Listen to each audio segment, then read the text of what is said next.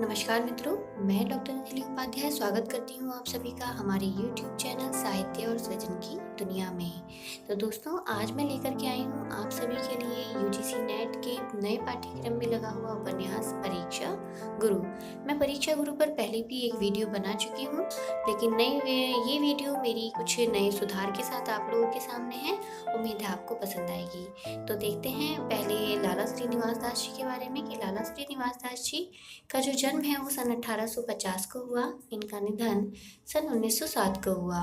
लाला श्रीनिवास दास मथुरा के निवासी थे। ये भारतेंदु युग के चर्चित लेखकों में से एक हैं। इन्होंने हिंदी में आधुनिक ढंग का पहला उपन्यास परीक्षा गुरु लिखा।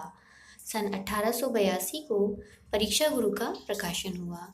उपन्यास के अतिरिक्त नाटक के क्षेत्र में भी उन्हें भरपूर ख्याति प्राप्त हुई। इनके प्रमुख नाटक हैं दोस्तों, इनके को आप याद कर लीजिए: प्रहलाद चरित, तप्ता संवरण, रणधीर और प्रेम मोहिनी, संयोगिता, स्वयंवर आदि। देख लेते हैं परीक्षा गुरु का कुछ बिंदुओं में विवरण, उस पर एक चर्चा कर लेते हैं छोटी सी।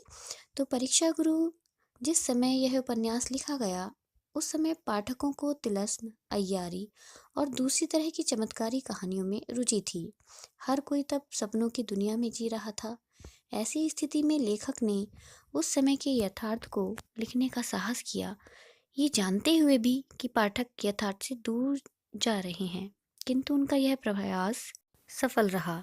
इस उपन्यास के मुख्य पात्र हैं लाला मदन मोहन, उनकी पत्नी कामनी और उनके दो पुत्र, उनके दोस्त ब्रज किशोर और ब्रज किशोर की पत्नी प्रेमवदा, और चुन्नीलाल, शंभू दयाल और बाबूलाल।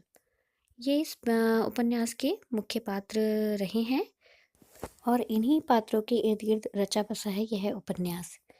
तो देख लेते हैं। लाला मदन मोहन इस उपन्यास के मुख्य पात्र हैं। अच्छी शिक्षा और उचित मार्गदर्शन न मिल पाने के कारण और गलत संगति में पड़कर वह सारी दौलत खो बैठता है। ब्रज किशोर पेशे से वकील और मदन मोहन का सच्चा हितैषी मित्र है। इसमें जो चुन्नीलाल और शंभू दयाल, बैजनाथ आदि हैं, ये सभी कपटी, लालची और मौका परस्त दोस्त हैं, किंतु वह उनको अपना हितैषी मानता है। वह मतलब जो लाला मदन मोहन है वो इन दोस्तों को ही अपना हितैषी मानते हैं, जो उसकी समय समय पर तारीफ करते रहते हैं। और बहुत जल्द इन मित्रों की सलाह से वह कर्ज में डूब भी जाता है और कर्ज न चुका पाने के कारण उसे कारावास भी जाना पड़ता है। ऐसे समय में उसका कोई मित्र उसकी सहायता नहीं करता। सिर्फ ब्रज किशोर ही उसे कारावास से बाहर निकलवाता है और उसकी खोई संपत्ति उसे वापस दिलवाता है।